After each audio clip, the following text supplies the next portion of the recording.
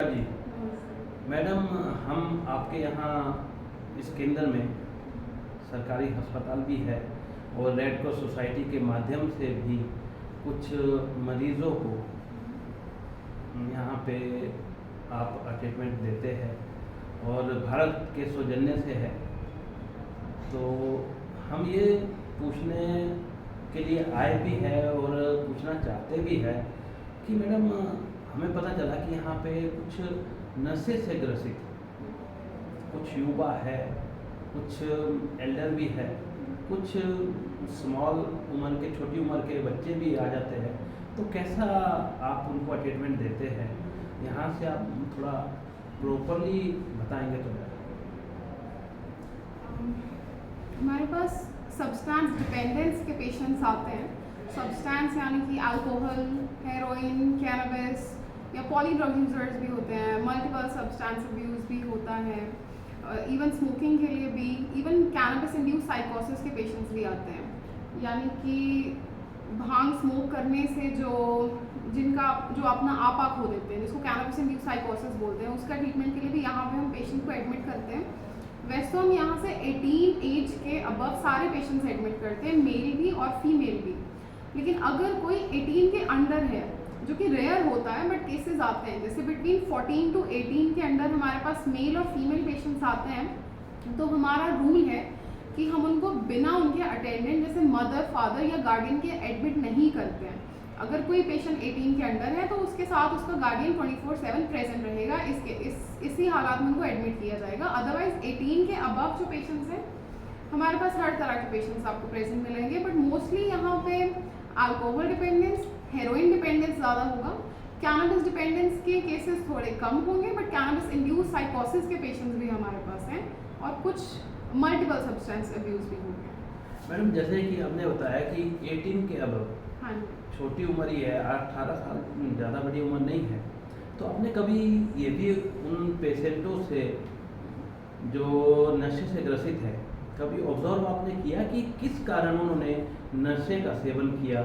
क्या कई बार ऐसा भी होता है कि घरों में डोमेस्टिक जैसे वायलेंस हो जाता है, तो माता पिता आपस में लड़ते हैं तो बच्चे उसमें इंजर्ड होते हैं, तो अपने दिमाग में वो स्ट्रेच को मतलब रिलैक्स करने के लिए भी नशा ले लेते हैं। कुछ बच्चे ऐसे होते हैं जो अपने स्कूल में डिफीट हो जाते हैं, एग्ज़ाम में डिफीट होते हैं। कुछ बच्चे ऐसे होते हैं जो पर्सनल उनके कई मैटर होते हैं, जैसे लड़का लड़की का मैटर है। तो ऐसे भी आपने ऑब्जर्व किया कि किन कारणों से उन्होंने नशा लेना शुरू किया और क्यों ले रहे थे? तो कुछ केसेस में तो बहुत ही क्लियर होता है कि पेशेंट ने एक्सपेरिमेंटेशन किया। पीयर इन्फ्लुएंस, जो कि टीनेज में बहुत ज़्यादा होता है, कि पीयर इन्फ्लुएंस होता है कॉलेज में कि चलो सब स्मोक कर रहे हैं, स्मोक कर लेता हूँ। और हमारी वैली में कैनबिस का है, जो कि काफ़ी नॉर्मलाइज हो रहा है, कि जितना बाकी स्टेट्स में नहीं है, कि वो एक्सपेरिमेंट करते हैं कि कैनबिस, ये मेरा फ्रेंड स्मोक कर रहा है तो मैं भी कर लेता हूँ। एक्सपेरिमेंटेशन धीरे धीरे हेरोइन की तरफ भी जाता है। काफ़ी केसेस एक्सपेरिमेंटेशन से यूजेज में आ जाएंगे, क्योंकि इनका डिपेंडेंस हाई होता है और फिर इसका विड्रॉल होता है। इसकी वजह से डिपेंडेंस जल्दी आ जाती है हेरोइन जैसे सब्सटेंसेस की। और बाकी जैसे आपने बोला, बहुत फैक्टर्स होते हैं जो साइको एनालिसिस के बाद कई बार हम फिगर आउट कर पाते हैं। सिर्फ 18 से कम नहीं, 18 से बाद भी, जैसे कोई 40-50 ईयर ओल्ड पेशेंट भी होंगे हमारे, जब थेरेपिस्ट उनका साइको एनालिसिस करते हैं या हिस्ट्री टेकिंग होता है, तो हमें मल्टीपल फैक्टर्स पता चलते हैं। कई बार इसमें चाइल्डहुड से लेके हर आपका अपब्रिंगिंग, आपका फैमिली इन्वायरमेंट कैसा रहा है, आपकी मैरिटल हिस्ट्री कैसी रही, आपकी सेक्सुअल हिस्ट्री कैसी रही है, हर फैक्टर रिस्पॉन्सिबल होता है। और कई एस्केप भी होता है। एक ये भी फैक्टर है कि कई बार सब्सटेंस डिपेंडेंस एज एस्केप भी होता है, कि बहुत सारे केसेस हमारे ऐसे आते हैं जिनको हम एनालाइज करते हैं तो उनमें साइकाइट्रिक कोमॉर्बिडिटीज़ भी होती है, मतलब मानसिक बीमारियाँ, जैसे डिप्रेशन की, एंग्जाइटी की परेशानी या माइल्ड डिप्रेशन, और बहुत तरह का। कि कई बार होता है कि किसी पेशेंट को डिप्रेशन का प्रॉब्लम है, उसका है कि मेरा मन उदास रहता है, किसी को इंसोम्निया है, नींद नहीं आती है, तो उस वजह से वो ड्रग एक्सपेरिमेंटेशन में उनके जाने के चांसेस हाई होते हैं। तो उनमें कोमॉर्बिडिटी निकलती है, जो कि प्राइमरी फैक्टर होता है। सब्सटेंस एक कोपिंग ही होता है कि उन्होंने अपनी बेचैनी, घबराहट, डिप्रेशन या नींद की बीमारी, इन सारी बीमारियों के साथ, या घर में तनाव है, उनके साथ डील करने के लिए सब्सटेंस यूज़ करना शुरू कर दिया था। तो उनमें हमें कोमॉर्बिडिटी को ट्रीट करना पड़ता है डायग्नोस करके, क्योंकि इसका मेन फैक्टर ये था। वैसे मल्टीपल फैक्टर्स होते हैं। जैसे कि मैडम आपने बताया कि हर प्रकार के आपके पास पेशेंट आते हैं, इनमें पेशेंटों में मेल ज़्यादा है या फीमेल ज़्यादा है? और अगर दोनों में कुछ डिफरेंस है तो ये डिफरेंस कैसा महसूस करते हैं आप?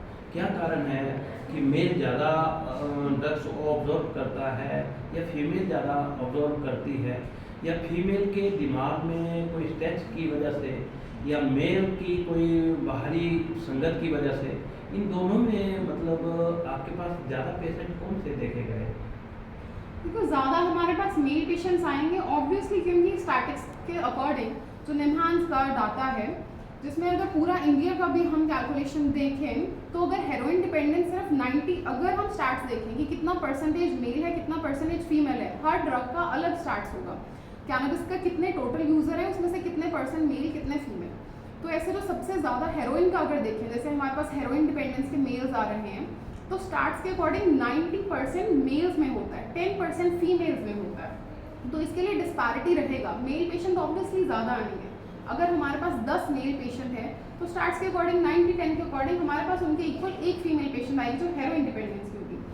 अल्कोहल का भी डाटा जी कोई बात नहीं मैडम, ये हम यहाँ पे ये इस बात को भी जानना जरूरी समझ रहे हैं कि क्या आपके पास जो फीमेल पेशेंट आते हैं उनमें कोई प्रेग्नेंट भी महिलाएं होती है और या दूसरी बीमारियों से भी ग्रसित होते हैं वो? कुछ लोग हमारी अपनी सोच है या आम जनता की भी ये सोच होती है कि कुछ लोग अपनी बीमारी से इंजर्ड होने के बावजूद भी अपने आप से खफा हो जाते हैं, अपनी ज़िंदगी से मतलब वो अपनी ज़िंदगी को तबाह करने के ऊपर ड्रग्स लेने का ही एक साधन अपना लेते हैं।